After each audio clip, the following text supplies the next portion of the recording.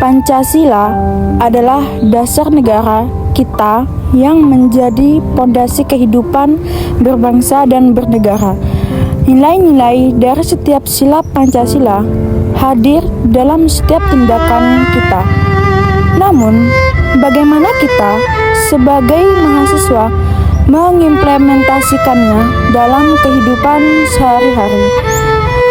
Pancasila bukan sekedar kata, bukan pula sekedar hafalan. Ia adalah pedoman hidup yang mengajarkan bahwa kebaikan, sekecil apapun, akan selalu berarti.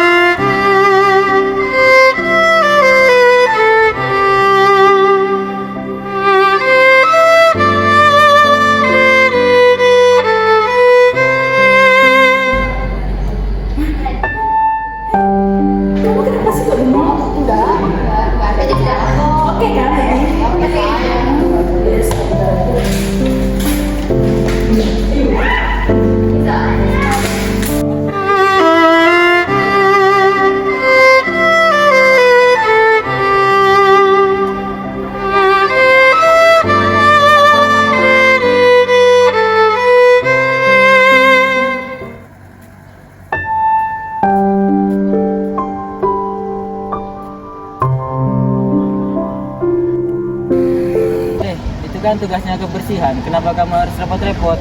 Kalau semua orang buang sampah sembarangan, apakah kampus ini tetap terjaga kebersihannya? Saya selisih itu kita akan bisa mengubah bangsa. Apa sih yang kalian debatkan ini? Justru perubahan besar itu dimulai dari langkah kecil.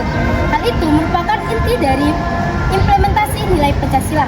Saat kita menolong tanpa memandang siapa dia, menyalurkan empati kepada sesama, disitulah sila kedua, kemanusiaan yang adil dan beradab hadir nyata dalam diri kita. Ketika kita mampu merangkul teman berbeda suku, budaya, bahkan bahasa, lalu tetap menyebut satu tanah air, satu bangsa, satu bahasa, itulah wujud sila ketiga, persatuan Indonesia.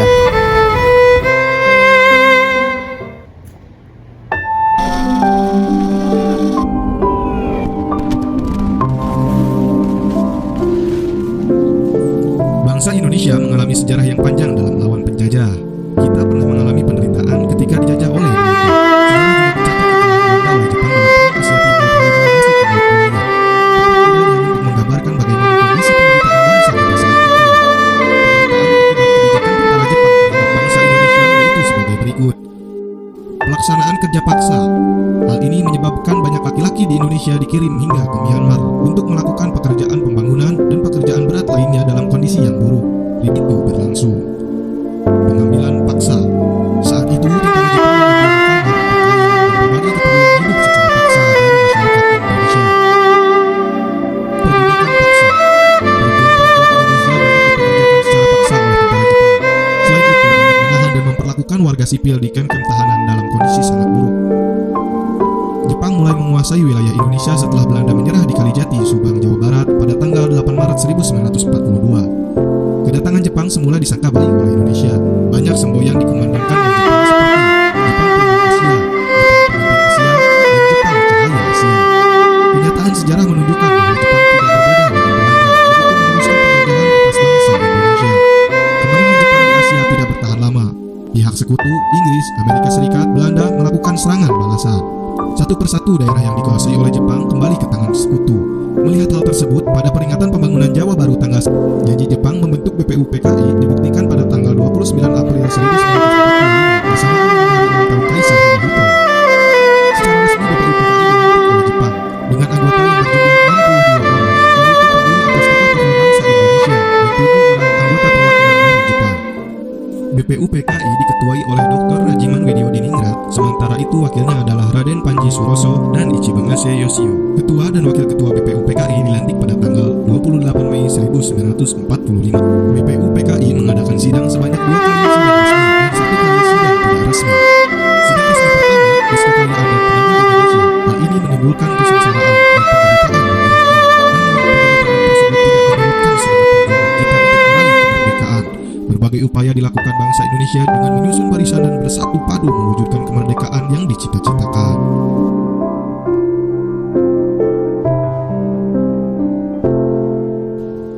Sidang BPU PKI pertama dilaksanakan selama 4 hari, mulai dari tanggal 29 Mei sampai dengan tanggal 1 Juni 1945. Agenda sidang pertama BPU PKI adalah membahas tentang perjanjian dasar negara. Ada beberapa tokoh yang menyampaikan pendapat tentang rumusan dasar negara pada sidang pertama BPU PKI. Hal ini bertujuan agar mendapatkan rumusan dasar negara yang tepat. Adapun tokoh-tokoh yang mengemukakan pendapat tersebut yaitu Muhammad Yamin, Supomo, dan Insinyur Soekarno. Setiap tokoh tersebut mengemukakan pendapatnya pada waktu yang berbeda. Muhammad Yamin merupakan orang pertama yang mengemukakan pendapatnya dalam sidang BPU PKI pertama. Dalam sidang pertama ini, Muhammad Yamin mengemukakan 5 asas yang diantaranya.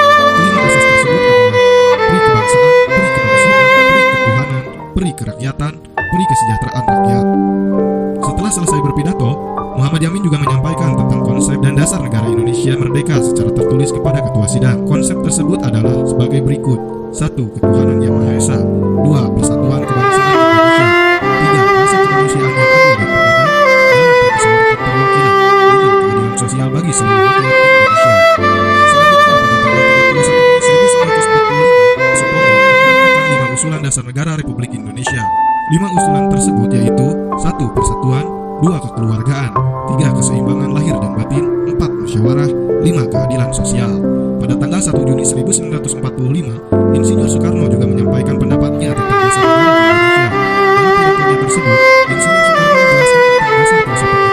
Selain itu, beliau juga mengajukan usul agar dasar negara tersebut diberi nama Pancasila.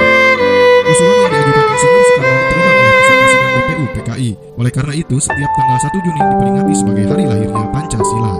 Berikut adalah rumusan dasar negara yang diusulkan oleh Insinyur Soekarno. 1. Kebangsaan Indonesia. 2. Internasionalisme atau peri kemanusiaan. 3. Mufakat atau demokrasi. 4. Kesejahteraan sosial. 5. Ketuhanan yang Maha Esa. Pada tanggal 1 Juni 1945, dalam sidang pertama BPU PKI juga terdapat beberapa tokoh lain yang berpidato.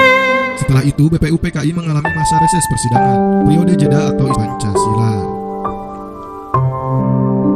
Pembentukan Panitia 9 bertujuan untuk menjembatani perbedaan antara golongan nasionalis dan golongan Islam tentang rumusan dasar negara bagi Indonesia merdeka. Setelah melaksanakan perundingan dengan 4 orang wakil golongan kebangsaan dan 5 orang wakil golongan keagamaan, pada tanggal 22 Juni 1945, Panitia 9 mencapai kesepakatan luhur.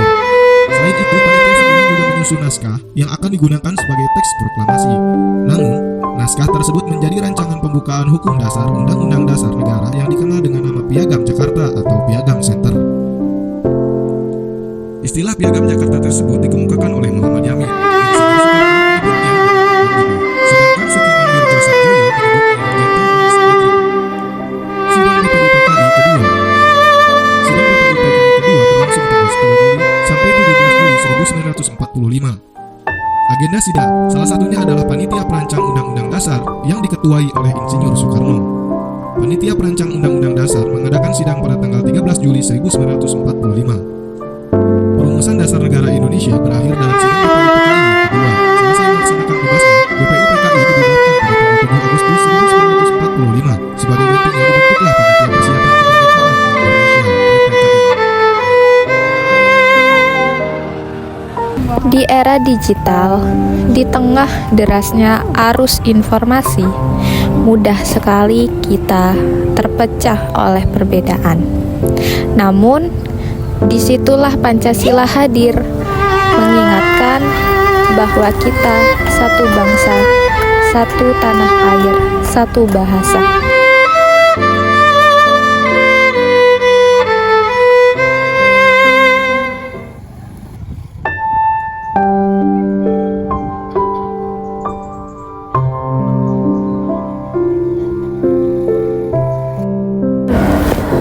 Jangan tunggu menjadi tokoh besar untuk membuat perubahan, karena bangsa ini sesungguhnya dibangun dari langkah-langkah kecil yang melahirkan nilai besar.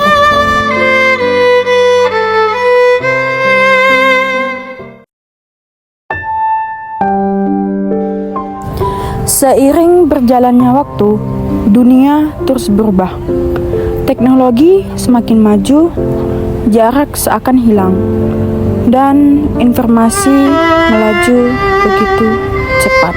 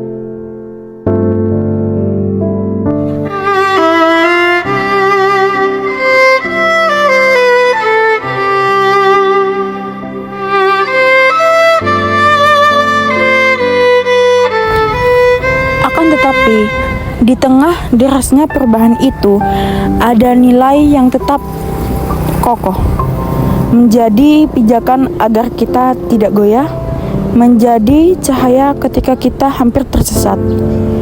Nilai itu bernama Pancasila.